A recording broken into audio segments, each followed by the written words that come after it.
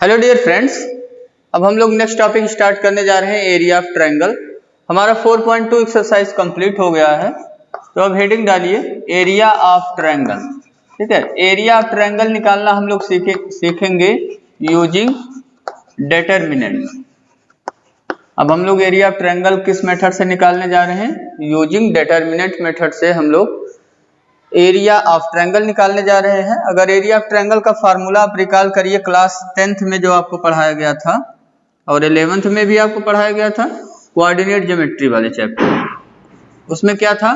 अगर कोई भी ट्रायंगल है जिसके कोऑर्डिनेट्स हमें गिवन हो, एक ट्रायंगल हमने लिया ABC ट्रायंगल और इसके कोऑर्डिनेट सपोज करिए हमें गिवन है, A का कोऑर्डिनेट x1 y1 है, B का कोऑर्डिनेट x2 y2 है एंड कोऑर्डिनेट ऑफ C कितना है? x3 y3।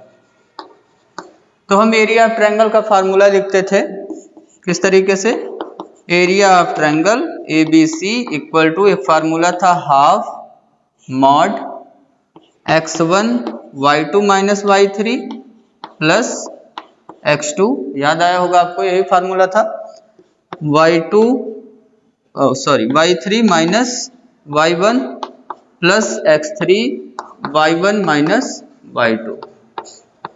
ये एरिया ऑफ ट्रायंगल का फार्मूला था। इस तरीके से हम लोग एरिया ऑफ ट्रायंगल निकालते थे। आज हम लोग क्या पढ़ने वाले हैं? एरिया ऑफ ट्रायंगल का formula using determinant.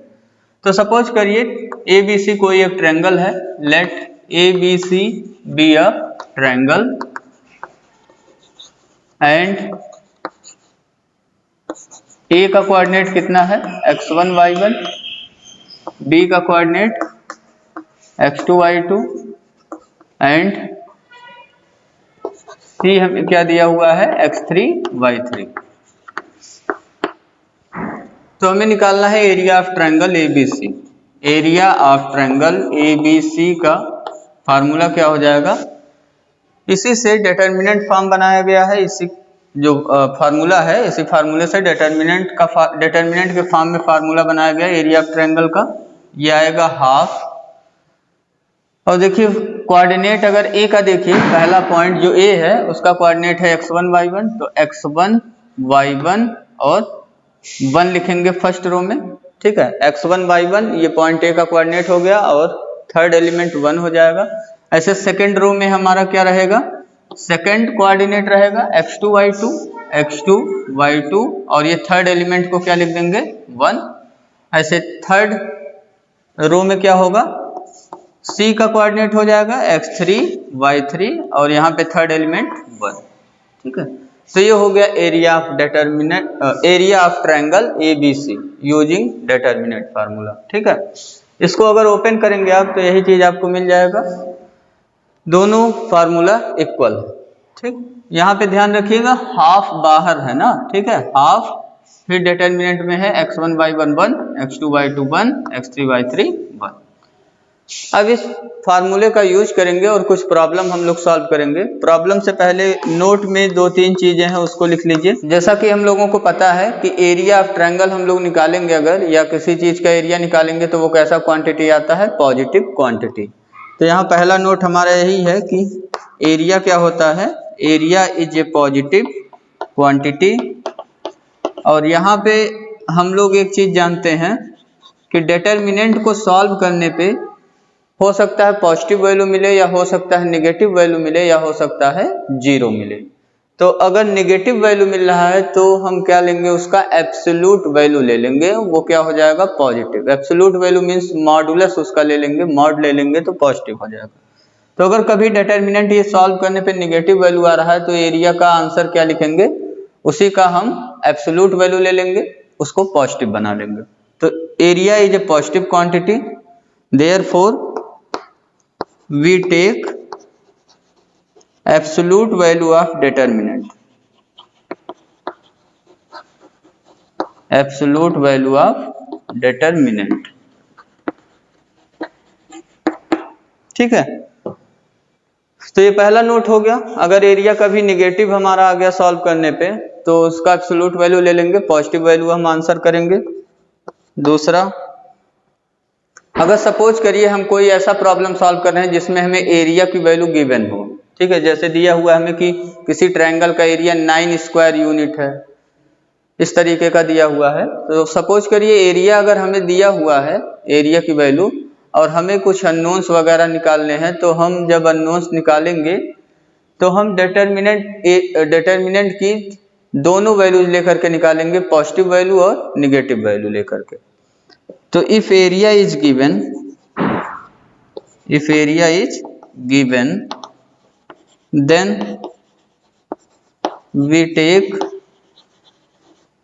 both positive and negative values of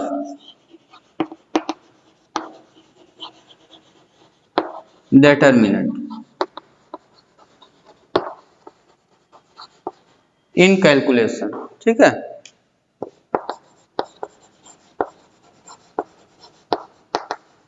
तो ये हमारा हो गया सेकंड प्रॉपर्टी।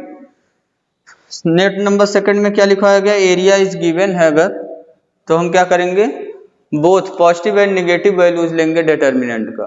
ठीक है, जैसे मान लीजिए एरिया की वैल्यू यहाँ 9 दिया हुआ हमें, तो इसको लिखेंगे इक्वल टू 9, और यहाँ हम प्लस और माइनस दोनों साइन यूज कर लेंगे। ठीक है, अभी प्रॉब्लम सॉल्व करेंगे तो आपके समझ में आएगा क्या है, इस सब का यूज होगा। थर्ड प्रॉपर्टी हमारा है, थर्ड नोट, हम एक चीज क्लास 10th में ही पढ़े थे कि अगर कोई भी ट्रायंगल है उसका एरिया 0 हो जाए तो पॉइंट्स ए बी सी कैसे पॉइंट्स हो जाते हैं, कोलिनियर पॉइंट्स, या कहिए अगर A B C collinear points हैं तो एरिया ऑफ ट्रायंगल क्या हो जाएगा, 0।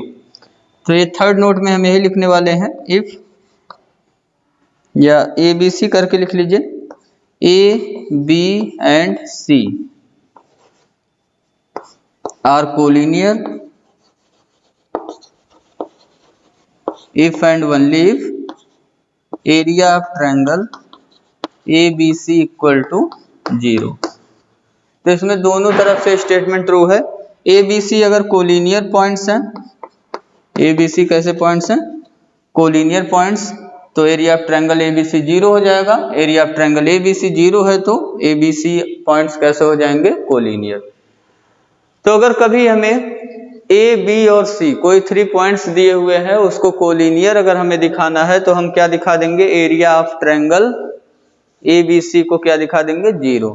या कभी area of triangle A B C 0 आ गया तो पॉइंट्स ए बी सी क्या हो जाएगा, कोलिनियर। ठीक है, कोलिनियर दिया हुआ है हमें, तो area of triangle A B C 0, area of triangle A B C 0, तो पॉइंट्स कोलिनियर। अब कुछ प्रॉब्लम सॉल्व करते हैं इसमें। एक्सरसाइज में देखिए 4.3 में क्वेश्चन नंबर सेकंड, फर्स्ट वाला आप कर लीजिएगा। इसमें एरिया निकालना है, सिंपली हमें कोऑर्डिनेट्स दिए हुए हैं, डायरेक्ट फार्मूला यूज करेंगे, डिटर्मिनेंट को एक्सपेंड करेंगे तो आपको आंसर मिल जाएगा। सेकंड इंपॉर्टेंट प्रॉब्लम आपका, so that the points A B and C are collinear. A B और सी ये पॉइंट्स क्या है, कोलिनियर। Exercise 4.3 page number 123। तो पॉइंट्स को लिख लिया जाए पहले, गिवन पॉइंट्स जिसको हमें कोलिनियर दिखाना है। पॉइंट ए है A comma B plus C, B point हमारा है B comma C plus A, and हमारा सी पॉइंट्स है सी कामा ए प्लस बी। इसी को हमें दिखाना है कोलिनियर। तो कोलिनियर दिखाने के लिए हम लोग क्या करेंगे, area of triangle A B C निकालेंगे, area of triangle A B C, और इसको हम किस मेथड से निकालेंगे, डिटर्मिनेंट मेथड से। तो फार्मूला हमने लिख दिया हाफ।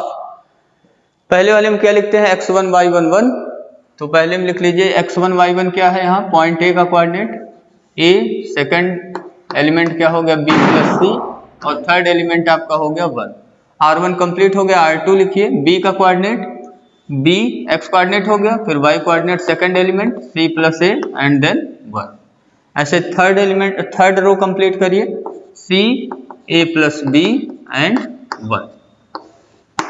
ठीक है, अब इसी को कैलकुलेट कर लीजिए, आपको आंसर मिल जाएगा। हमें दिखाना है area of triangle A B C 0, इसको दिखाते ही तुरंत ही पॉइंट ए बी सी क्या हो जाएंगे, कोलिनियर। तो इसके लिए यहाँ एक प्रॉपर्टी यूज कर लिया जाए। इसको सॉल्व करने के लिए या तो एक्सपेंड करिए, दो तरीका है। एक्सपेंड करने में ज्यादा टाइम वेस्ट होगा आपका, तो सीधे आपको एक प्रॉपर्टी दिख रहा है कि अगर b प्लस सी में a ऐड कर लिया जाए तो a plus B plus C हो जाएगा, यहाँ b ऐड कर लिया जाए तो a plus B plus C हो जाएगा, यहाँ c ऐड कर लिया जाए तो a plus B plus C हो जाएगा। तो c1 को हमने क्या कर दिया, अप्लाई कर दिया C1 पे हमने C1 प्लस C2, C1 में C1 प्लस C2 कर दिया। इसको अप्लाई करने पे हमें एरिया ऑफ ट्रायंगल क्या मिल गया, वैल्यू चेंज नहीं होगा डिटर्मिनेंट का, क्योंकि ये प्रॉपर्टी 6 यूज कर रहे हैं हम लोग। हाफ C1 में आपका हो गया A plus B plus C, A plus B plus C, A plus B plus सी।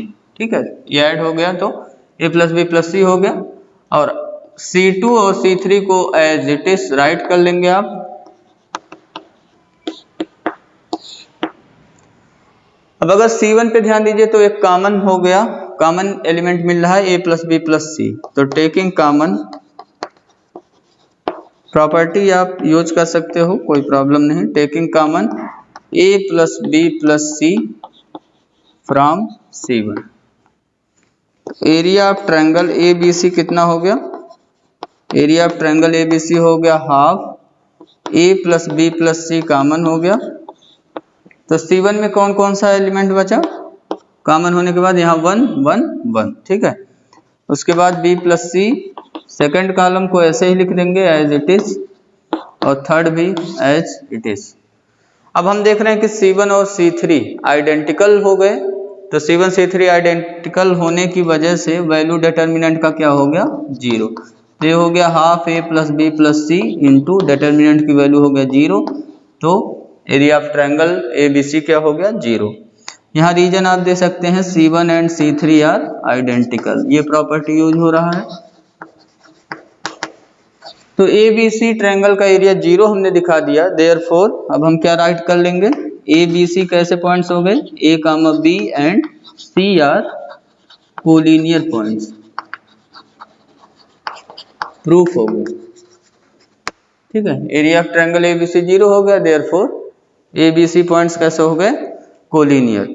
अब एक लास्ट प्रॉब्लम करेंगे, क्वेश्चन नंबर 5, और सब आपके लिए है होमवर्क। ठीक है, क्वेश्चन नंबर 3 में हमें K की वैल्यू निकालना है, एरिया ऑफ ट्रायंगल हमें दिया हुआ है 0। ठीक, और एक एग्जांपल आपका इंपॉर्टेंट है, एग्जांपल नंबर 18। तो क्वेश्चन नंबर 5 करने से पहले हम लोग एग्जांपल नंबर 18 ही कर रहे हैं। एग्जांपल 18 में 2 टाइप के प्रॉब्लम है इसमें, और ये इंपॉर्टेंट क्वेश्चन है आपका एक। Find the equation of the line joining point A and B। आपको दिया गया है point A and B, 2 point दिए हुए हैं। A पॉइंट कितना है 1, 3 एंड B पॉइंट आपको दिया हुआ है 0, 0। हमें क्या करना है, find the equation of line joining A and B। A और B को ज्वाइन करने वाले लाइन का हमें लिखना है इक्वेशन। ठीक है, तो ये A और B से पास करने वाले लाइन का इक्वेशन लिखना हम जानते हैं, 11th में स्ट्रेट लाइन चैप्टर में हमें पढ़ाया गया है, equation of line passing through 2 points. लेकिन यहाँ पे कह रहा है कि इसको हमें कैसे निकालना है इक्वेशन ऑफ लाइन को, यूजिंग डिटर्मिनेंट। डिटर्मिनेंट मेथड से हमें इक्वेशन ऑफ लाइन निकालना है ज्वाइनिंग A एंड B।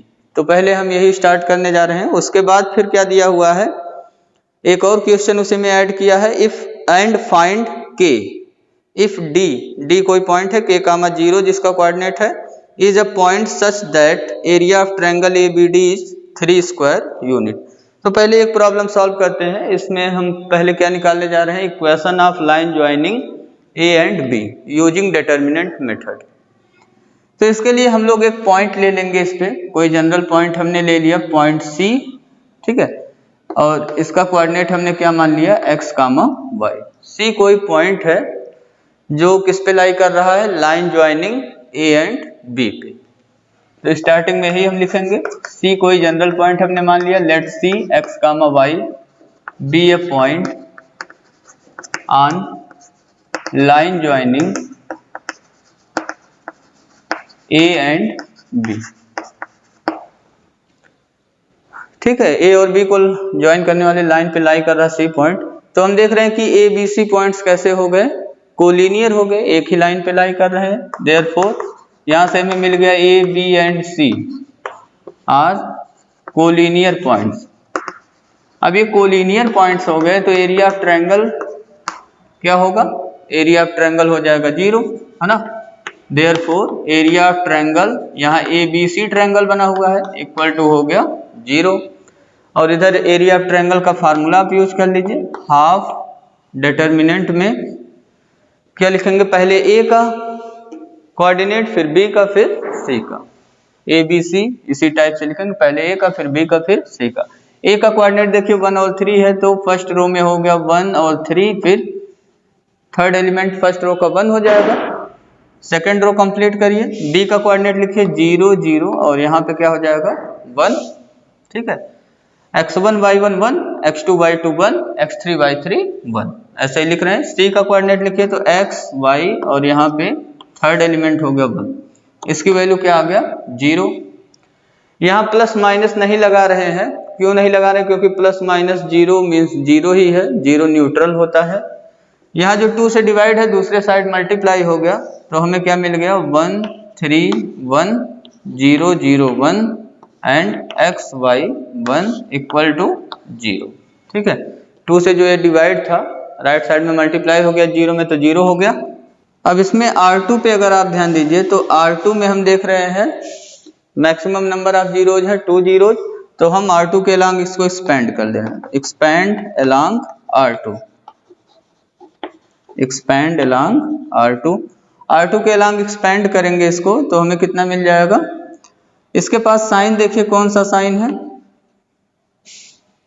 ये कौन सा एलिमेंट है देखिए, तो ये एलिमेंट है आपका A23, ठीक है। सेकंड रो थर्ड कॉलम का एलिमेंट है, और 2 और 3 ऐड करने पे 5 हो गया।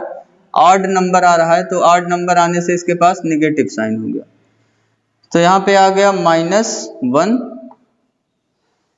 फिर डिटर्मिनेंट, ठीक है, ये हो गया देखिए 0 0 और यहाँ -1 हो जाएगा, और -1 वाला जब आप हटाएंगे डिटर्मिनेंट कितना बचा 1 3x y। डिटर्मिनेंट को एक्सपेंड करना आप जानते हो, एक्सपेंड कर लीजिए। यहाँ माइनस से मल्टीप्लाई करेंगे प्लस हो गया, ये क्रॉस मल्टीप्लाई हो गया तो आपका आ गया y -3x, और ये जो बाहर माइनस है माइनस से थ्रू आउट मल्टीप्लाई हो गया तो ये इक्वल टू हो गया 0। y की वैल्यू आपका आ गया 3x, ठीक है। ये हो गया equation, is the required equation. ये AB का इक्वेशन हो गया। अब दूसरे वाले में हमें क्या करना है, हमें दिया हुआ है फाइंड K इफ D हमें एक पॉइंट दिया हुआ है, D का कोऑर्डिनेट कितना है K, 0। D का कोऑर्डिनेट हमें दिया हुआ है K, 0, और एरिया ऑफ ट्रायंगल ABD दिया हुआ है 3 स्क्वायर यूनिट। तो अब की बार हमें क्या दिया है, since area of triangle ABD, ये हमें दिया हुआ है कितना यूनिट है, ये 3 स्क्वायर यूनिट, 3 स्क्वायर यूनिट।